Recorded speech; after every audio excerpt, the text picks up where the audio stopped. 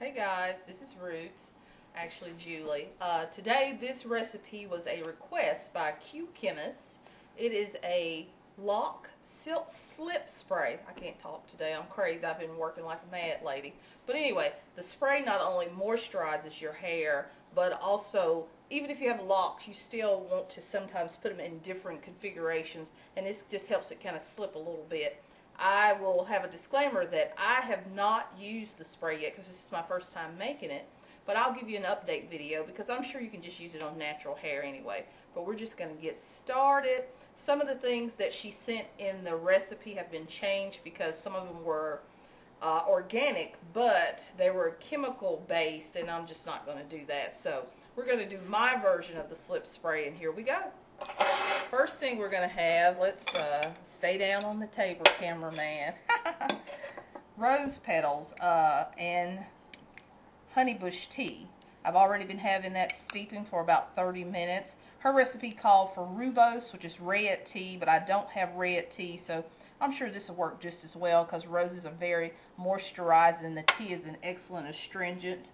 We're going to also have horsetail, which is the horsetail powder. You can use any type of horsetail. We also have marshmallow root. And then this has been steeping also for about 30 minutes. I'd have to say this is maybe a 4th cup of water. It just depends. Since it's a trial and error, we're going to try it and see how we err. We also have okra. That is going to give us some of our nice slip. You can see it has just a little bit of slime to it. Actually, I put boiling hot water in that to get the mucilage out of it. Marshmallow root also has mucilage in it, but the okra is going to give us the nice slip. Since these are all water-based, real easy to put in the hair, real easy to rinse out. We're also going to have lecithin. This is liquid lecithin. We're going to have agave nectar. We're going to have vegetable glycerin. I actually just broke down and bought a bottle because I just can't wait anymore. Her recipe called for aloe vera juice, but I have gallons of gel, so gel is going to have to be what we're going to use. We're going to use vitamin E, 32,000 IU for one of our preservatives. We're going to use rosemary oil. Not only is it a preservative, excellent for hair stimulant. Tea tree. Let's see, this is 100% Australian tea tree oil. We're going to use that. So we're going to get started. Let me clear some of these things off the deck and we're going to get her going. Alrighty, we're going to first start off by straining things. We're going to strain the rose petals with the honeybush tea. Get all the particles out. Since we are wanting this as a spray, we certainly don't want any particles in our hair.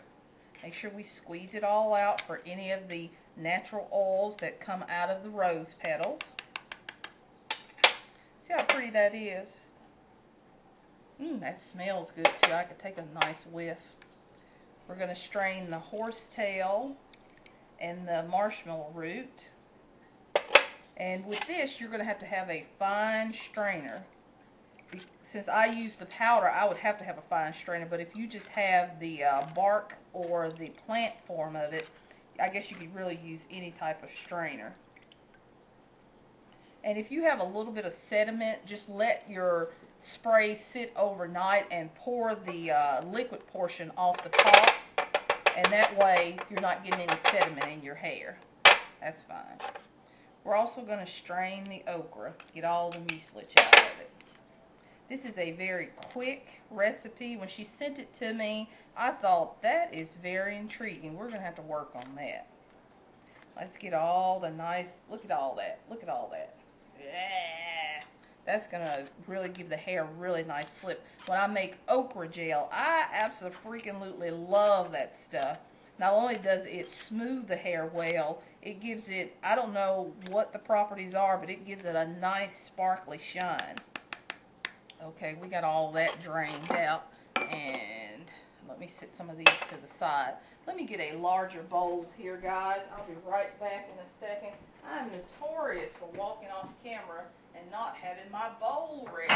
But here we are. We'll use a white bowl. See how you have a little bit of sediment in that?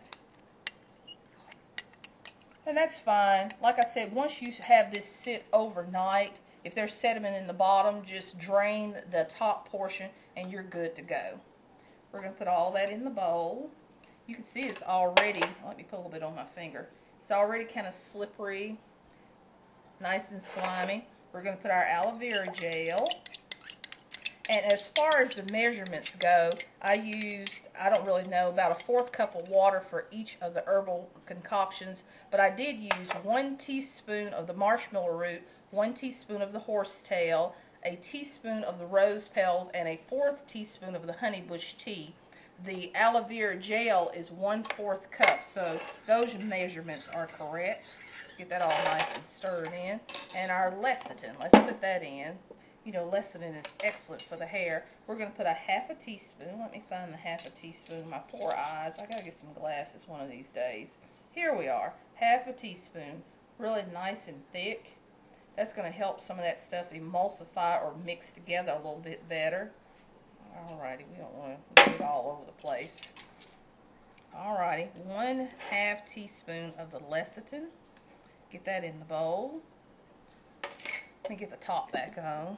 As far as the glycerin, vegetable glycerin I should say, we're going to use 1 full teaspoon of that. And that's the vegetable glycerin. Get that in the bowl.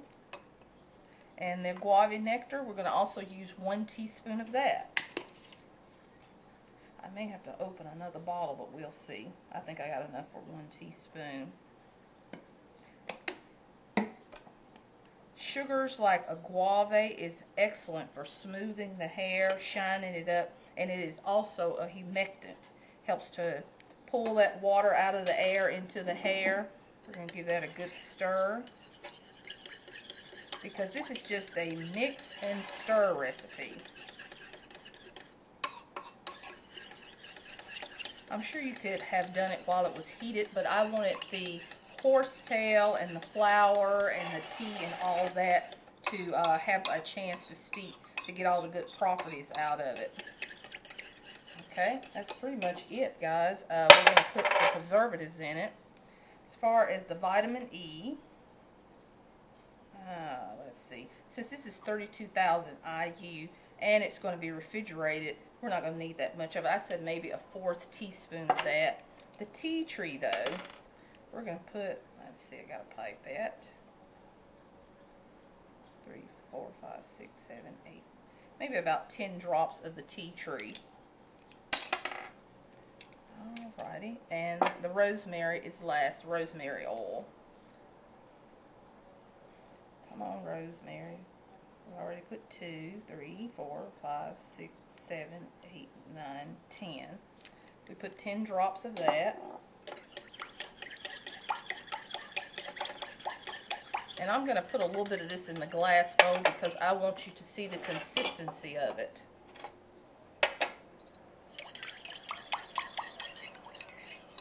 Alrighty, let's put a little bit in there. And I'll set this to the side. See how it's not totally liquid, but not totally a gel?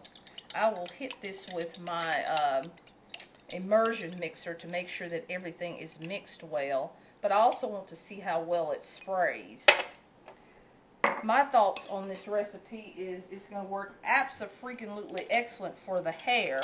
But if it turns out to be a little bit too thick for the sprayer, I'll thin it down with some hot water. I'm just going to put a little bit, I'm making a mess here. You see that? Quite the mess. Let me get a funnel. I know better, but you know how that is sometimes. There we go. We've made a mess, but that's alright. Put a little bit in the bottle because I want to check to see exactly how well this actually sprays. So let's see here. I may have to put more. Okay. See that, guys?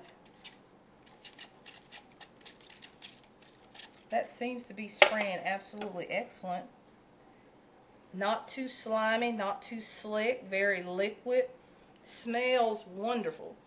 Yes, it does smell wonderful. I think that this is going to work well with me, actually, with my detangling. I've done the oregano detangling, and I like that. One lady asked me a question. I did not clarify this well enough. When I am doing that, what I normally do is wash my hair, section it all. Since this is the oregano is not a creamy detangler, I spray it on the sections and let them sit a while. For whatever reason, if I let it sit, it helps it to comb through a whole lot easier.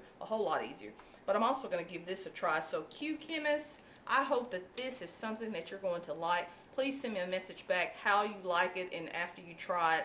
I tried to make sure that I use things that are not too hard to find, that everyone could maybe find at the grocery store, at the local health food store. And we'll bottle this up. We're not going to bottle it in our spray bottle. We're actually going to bottle this up in a glass jar and keep it in the refrigerator. And I'll come back with an update video and let you guys know exactly how well this turned out. We'll bottle it for now. And that's the end of the video of the slip spray. Oh, I dropped the top. Oh, here we go. It's just one of those days. We got it all ready. I don't even have to use the immersion mixer that way. Just put everything in the jar and you're ready to go. One other quick thought on liquids like this. If you make a lot and you don't think you're going to use it in a week or two or whatever, if you have an ice tray, put it in ice trays and freeze it in individual cubes. And that way you can pop one out for the week and dilute it if you need to. And there you go. Bye guys, I hope you like it. Q Chemists, I hope you like it. Make sure you send me a message. Bye-bye. Hey guys, back again for a quick update at the end of the video. After I had left the slip spray in the refrigerator for a moment, I noticed that the lecithin all floated to the top. I said this is just not going to work for me because I like all my products to be kind of pretty and actually for them to cohese or to mix together well. So I took it out of the refrigerator and heated it slightly so I could remove the lecithin from it. And I'm going to show you what I came up with. I heated it up and strained the lecithin out. You can see it's kind of thick, kind of yellow, still nice and creamy and all. But that just would not mix well, even if after I mixed the mixture up a bit. So still nice and kind of gelled, but it's a little thinner because I heated it. Instead of the lecithin for the emulsifier, I'm going to add castor, which is what I initially thought I would add anyway. I'm adding the castor because it has a little bit of a humectant property too. I'm doing this because my cameraman has run away. Maybe about a teaspoon and a half of that. And that will mix really well in the bottle when I shake it up. And you can't ever go wrong with castor oil. You can kind of see that's in there now. I also added 5 drops of the lemon oil because I thought that the eucalyptus and all that kind of made it smell a little bit medicinal. If you're going to put a spray in your hair, in my opinion, I want it to smell the way I want it to smell. And I love citrus things. Oh, had a little spill there. There we go. So we're going to pour it back in our glass jar. Still has all the properties that we want. Still nice and sprayable. Still moisturizes. Still is going to give us excellent slip. It's just not going to have the lecithin in it. And I hope that works for you. Bye guys. See you later.